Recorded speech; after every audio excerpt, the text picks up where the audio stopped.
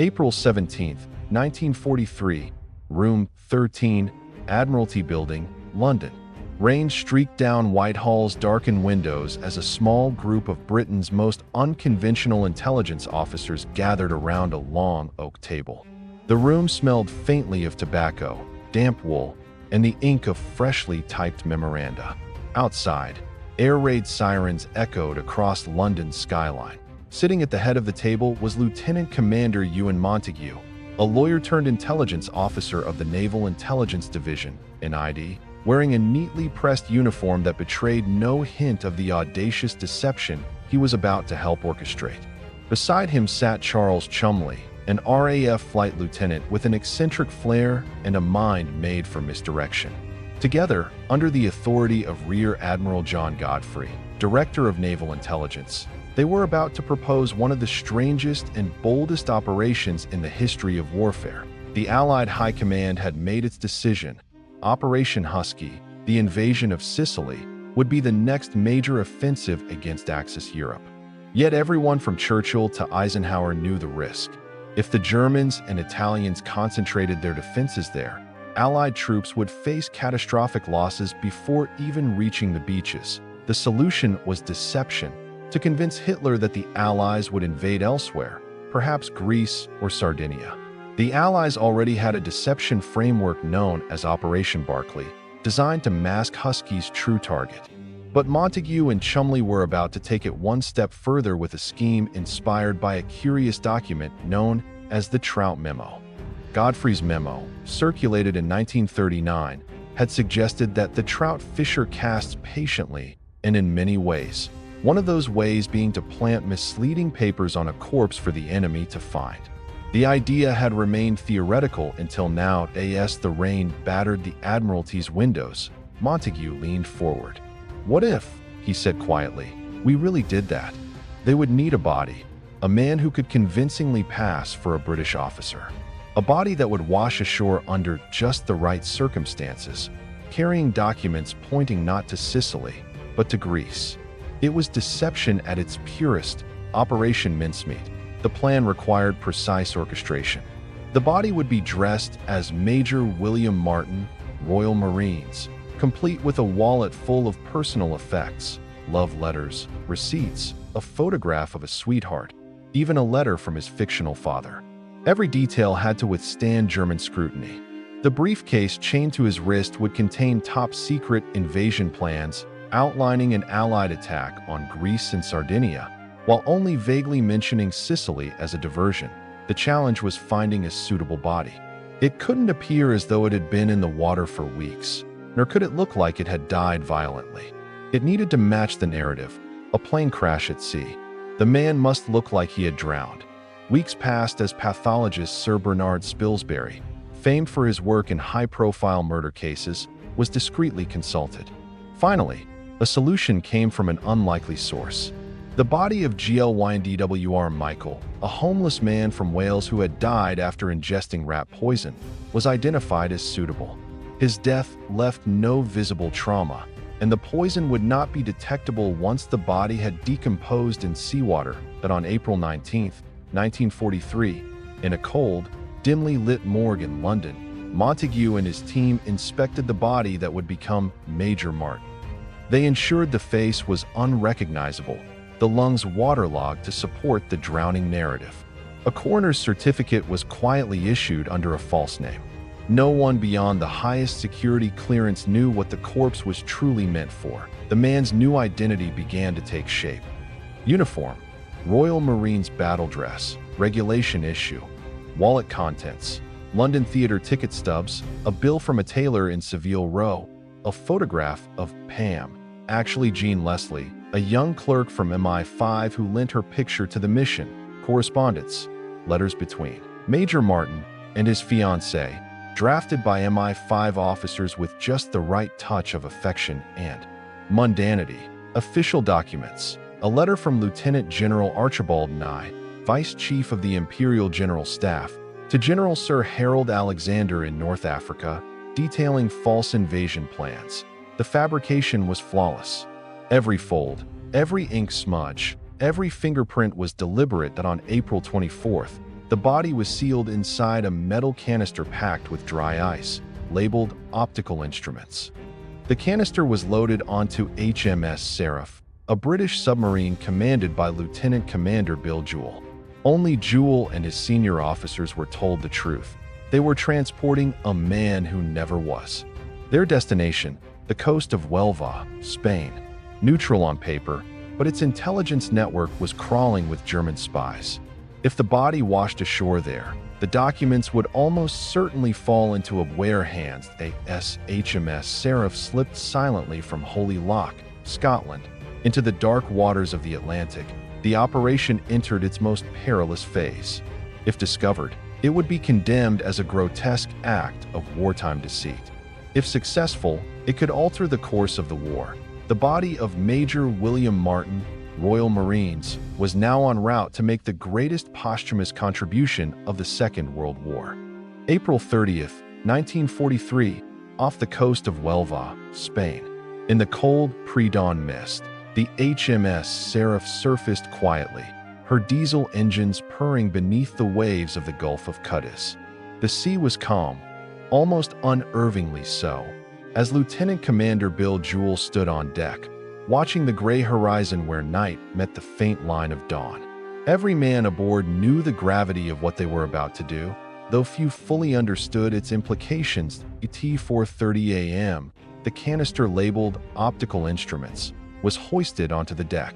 Jewell read aloud the brief order signed by Admiralty HQ to proceed with Operation Mincemeat as per instructions.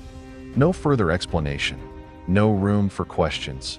The crew opened the canister, and a thin wisp of vapor escaped, the cold breath of death mixing with the sea air. Inside lay the body of Major William Martin, clad in full Royal Marines uniform. Around his wrist, a briefcase was handcuffed securely. In his pockets were the personal artifacts crafted with meticulous care back in London. Bus tickets, a receipt from a London jeweler, keys, even a note from his father. As dawn began to break, Jewell gave the order, "Commit the body to the sea." The sailors lifted the stretcher. A short naval prayer was read. "We therefore commit his body to the deep."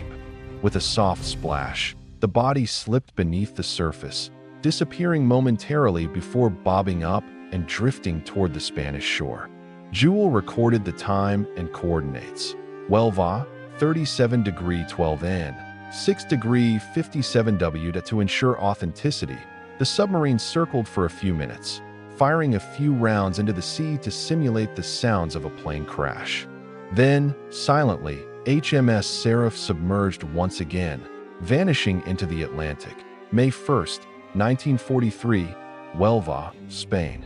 Just after sunrise, local fishermen spotted a body floating near the shore, tangled in seaweed. They dragged it to the beach, noting the officer's uniform and the briefcase chained to his wrist. Spanish authorities were alerted immediately. The British vice-consul in Huelva, Francis Haselden, was soon notified. As instructed by London, he feigned polite concern while subtly encouraging Spanish officials to follow their usual procedures, which included notifying German agents operating under diplomatic cover. The Germans were already watching. Adolf Klaus, an Abwehr operative working as the head of the German shipping company in Huelva, had extensive connections within Spanish intelligence. Within hours, word of the British officer's body reached the German embassy in Madrid, and from there, a telegram was sent directly to Berlin. Meanwhile, Haselden followed protocol. He requested the briefcase's return, expressing deep, official concern about the loss of classified material. This performance was deliberate. If the British seemed too eager to recover the documents, it would confirm to the Germans that they were genuine. To maintain the illusion, Haselden telegraphed the Foreign Office in London using carefully chosen phrasing. Body of British officer recovered near Huelva. Papers appear of a confidential nature. Request instructions regarding retrieval. London responded with deliberate alarm, instructions to make all possible efforts to retrieve the documents immediately, but to avoid undue pressure on Spanish authorities. Every step of the exchange was designed to heighten German interest. The bait was working. By May 4th, the Spanish Navy had opened the briefcase. German agents were secretly allowed to photograph and copy every page. The documents were then dried, resealed, and returned to the British consul with a convincing cover story. But British analysts later confirmed what they hoped. Faint salt traces indicated the envelope had been opened and resealed, just as intended.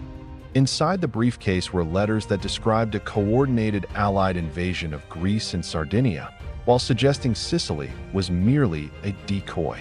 One of the letters even referred to Major Martin as an officer en route to deliver these secret communications to Allied commanders in North Africa. The craftsmanship of the deception was flawless, even down to the ink used and the paper type matching official War Office stationery. The Germans immediately took the bait that by May 10th, Berlin had received the full report via the WWII. Admiral Wilhelm Canaris, head of German military intelligence, forwarded it to Hitler's headquarters at the Wolf's Lair in East Prussia. Hitler, ever suspicious but desperate for reliable intelligence, was convinced. He ordered Field Marshal Erwin Rommel to fortify Greece and Sardinia, diverting several panzer divisions and Luftwaffe squadrons away from Sicily. Meanwhile, in London, Montagu and Cholmondeley waited in tense silence. They had no confirmation whether the ruse had succeeded. Only intercepted German transmissions could reveal that. Then, on May 12th, ultra decrypts from Bletchley Park confirmed it.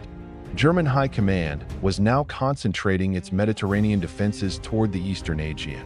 Intercepts referred explicitly to the imminent attack on Greece. Montagu later recalled in his report to the Admiralty, "We had succeeded beyond all expectation. The body had delivered the lie perfectly." Operation Mincemeat was officially classified as a success, but the final proof would come only when the invasion of Sicily began. For now, Major William Martin was buried in Nuestra Senora Cemetery, Huelva, with full military honors. His gravestone read, Major William Martin, Royal Marines. Born 1907, died 1943. To the Spanish locals, he was a fallen British hero. To the Germans, a tragic officer carrying critical plans. To British intelligence, he was the man who never was, and his death had just begun to save thousands of Allied lives. June 1943, British Admiralty, London.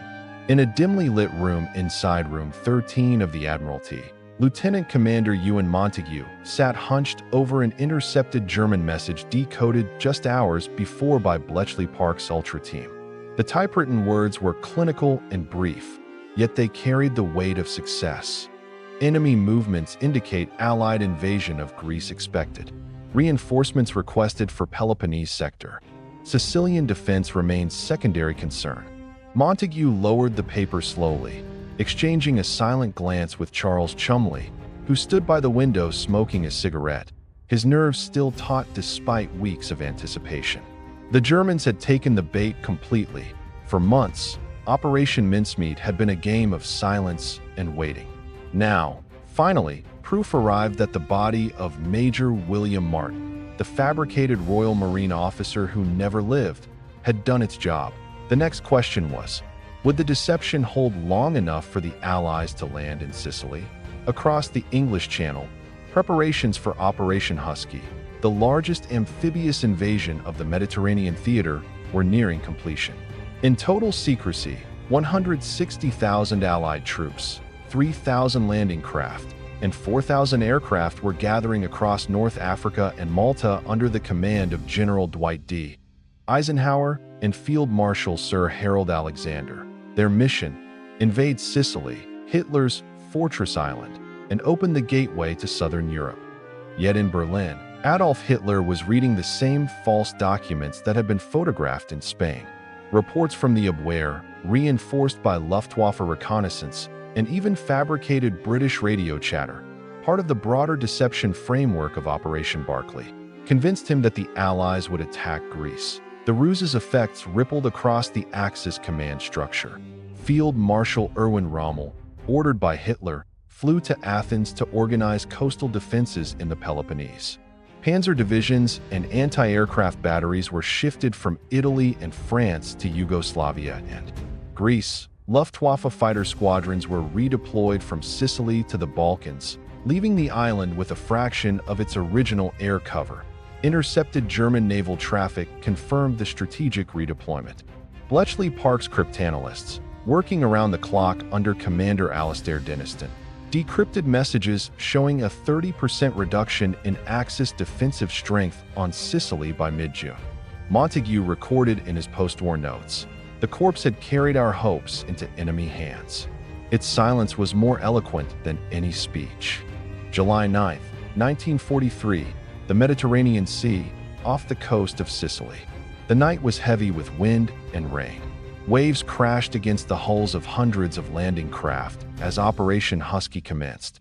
The storm scattered the Allied armada, delaying the airborne troops, yet it also caught the Axis forces entirely unprepared. The T-245, the 1st paratroopers of the U.S. 82nd Airborne Division and the British 1st Airborne Division, dropped behind enemy lines. By dawn, General Bernard Montgomery's 8th Army was landing on the southeastern coast near Pachino, while General George S. Patton's 7th Army hit the beaches near Gela and Licata.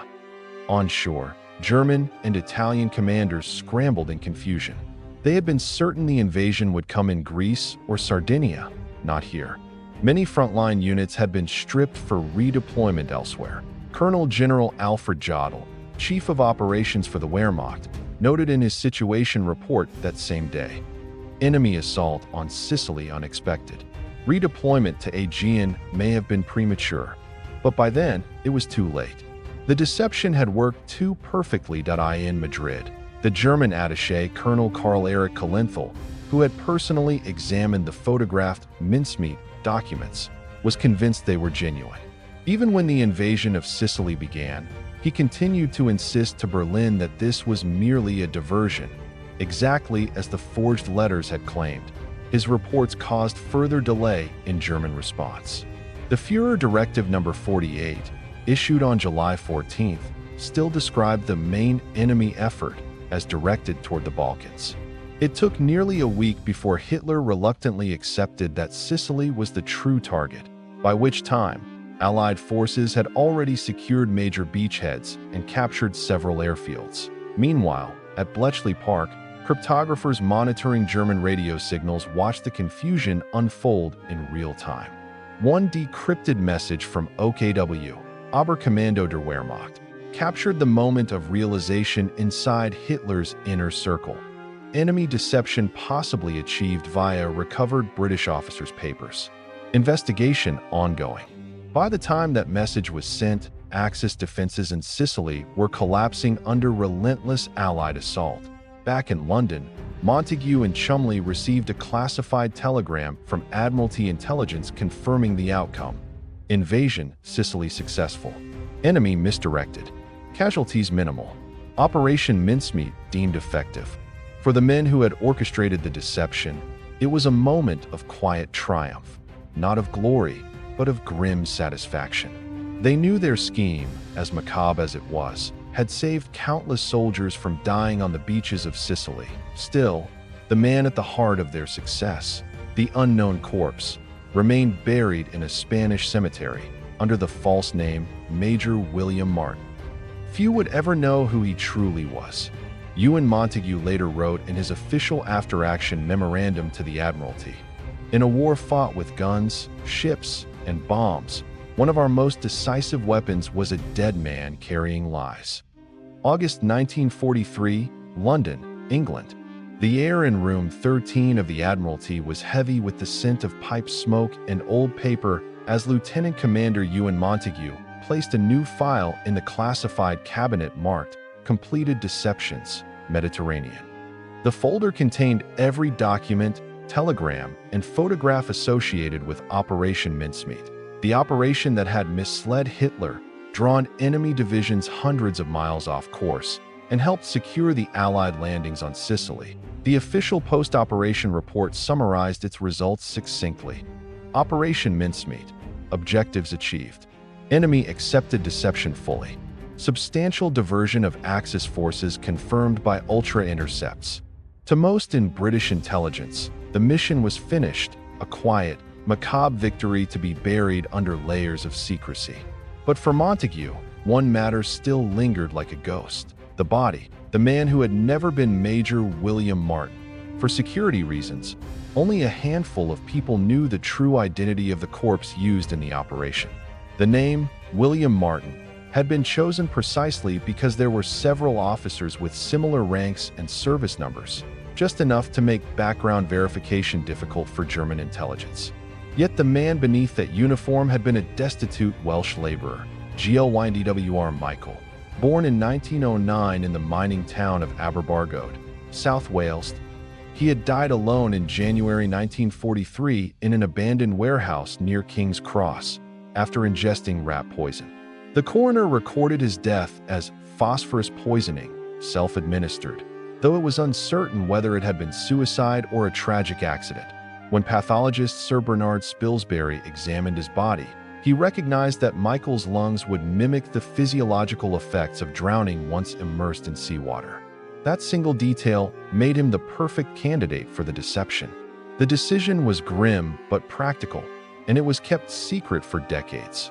Montague arranged for Michael's remains to be treated with respect throughout the operation. The body had been handled as a soldier's would be, clothed in full uniform, saluted before sealing in the canister, and even given a proper burial under the Royal Marines insignia. May 2nd, 1943, Nuestra Señora Cemetery, Huelva, Spain. Spanish soldiers and a small British delegation gathered for the burial of Major William Martin. A Royal Marines chaplain read the service. The Spanish authorities, not knowing the truth, conducted the ceremony with full military honors. The grave was marked with a simple white headstone engraved by the Commonwealth War Graves Commission, Major William Martin, Royal Marines. Born 1907, died 1943. Greater love hath no man than this. Even in death, the deception was complete.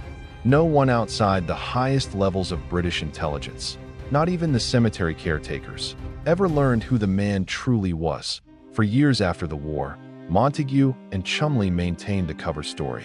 When Montague published his 1953 account, The Man Who Never Was, he honored the security restrictions still in place. The book, and the subsequent film, told the story of the deception operation but left the man's identity untouched, still hidden beneath layers of secrecy. He wrote simply, "He gave the most valuable service that any soldier could give after his death." Post-war intelligence review, 1946 to 1948. After the war ended, internal reports from the German Oberkommando der Wehrmacht, OKW, archives confirmed how fully the deception had succeeded. Interrogations of captured German officers revealed that Hitler had personally believed the forged documents.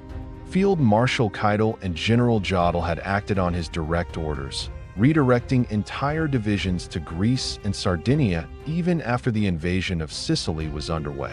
According to post-war testimony at Nuremberg, Hitler refused to reassign those troops for nearly 2 weeks, convinced that the real Allied attack was still coming from the Aegean. The delay proved critical. By the time he realized the truth, Sicily was lost. Operation Husky ultimately cost 24,000 Allied casualties, but planners estimated that without Mincemeat's deception, that number could have doubled or even tripled. A report from British Naval Intelligence Division, dated September 1943, summarized enemy's misdirection due in large part to Operation Mincemeat. Loss of Sicily achieved with substantially reduced resistance. In total, the deception had diverted 2 panzer divisions from France and the Balkans, 1 Luftwaffe bomber wing from Sicily, reinforcements from Crete and the Peloponnese that never arrived. Every one of those redeployments traced back to the Major Martin documents found off the Spanish coast. Huelva, Spain, 1950s and beyond. Years after the war, British consular staff in Spain continued to maintain Major Martin's grave. Locals tended it with quiet respect, leaving flowers and flags. Many Spanish residents of Huelva had grown up believing the British officer was a hero who had died for his country. They were not wrong. Then, in 1998, over half a century later, the British government officially declassified the documents revealing the truth. Major William Martin, had never existed. The body belonged to WWII Michael, aged 34, from Aberbargoed. His name was finally added to the headstone, alongside his wartime alias. WWII Michael served as Major William Martin, Royal Marines. 1909 to 1943. The man who never was. The Spanish caretakers of the cemetery wept when the correction was made. For them, he had always been real, a soldier who had done his duty in the decades since. Historians have come to view Operation Mincemeat as one of the most brilliant examples of strategic deception in modern warfare, a triumph not of force, but of intellect, audacity, and human ingenuity. It was deception turned into art, a story where every cigarette stub, every folded letter, every ink-stained document became a weapon sharper than any blade, and at its center lay a man who had nothing in life, no family, no fortune, no fame, yet whose death altered the fate of nations. January 27, 1956, Pinewood Studios, London. Cameras rolled beneath bright studio lights as actor Clifton Webb adjusted his Royal Marines cap for the opening shot of The Man Who Never Was. Behind the camera, technical advisors from the Admiralty supervised every scene. The story of Operation Mincemeat, once sealed in vaults under the Official Secrets Act, was now being told to the world, albeit with names changed and details softened by censorship. But for those who had lived it, the story was more than a film. It was the strange, haunting truth of how a single dead man, a nameless soul from the slums of Wales, had shaped the outcome of one of the most decisive campaigns of the Second World War. Ewan Montague, now a respected judge and member of the Naval Intelligence Reserve, sat quietly during the film's London premiere. As the audience watched the dramatized burial of Major Martin, Montague leaned slightly forward. He later recalled, "It was the first time I saw the man we created come alive on screen, and the first time I truly felt the weight of what we'd done." What they had done, in essence, was rewrite the rules of warfare. Operation Mincemeat demonstrated that intelligence could be as decisive as armies, that truth itself could be weaponized when wielded by men who understood its fragility. From that point onward, deception became an institutional cornerstone of modern espionage. The British double-cross system, which had already turned every known German agent in Britain into double agents, adopted new psychological tactics inspired by Mincemeat. The success also influenced future Allied deception efforts, including Operation Fortitude in 1944, which convinced Hitler that the D-Day landings would take place at Pas-de-Calais rather than Normandy. Montague himself would serve as consultant on that operation, refining the art of misdirection that began with a single body drifting towards Spain. Archival analysis. Bletchley Park. 1970s. Decades after the war, newly declassified decrypts confirmed the extraordinary precision with which the ruse had worked. One intercepted OKW message from May 1943 revealed Hitler's personal reaction to the documents found on the corpse. "The enemy will land in Greece. Sicily is a diversion. Strengthen Aegean defenses immediately."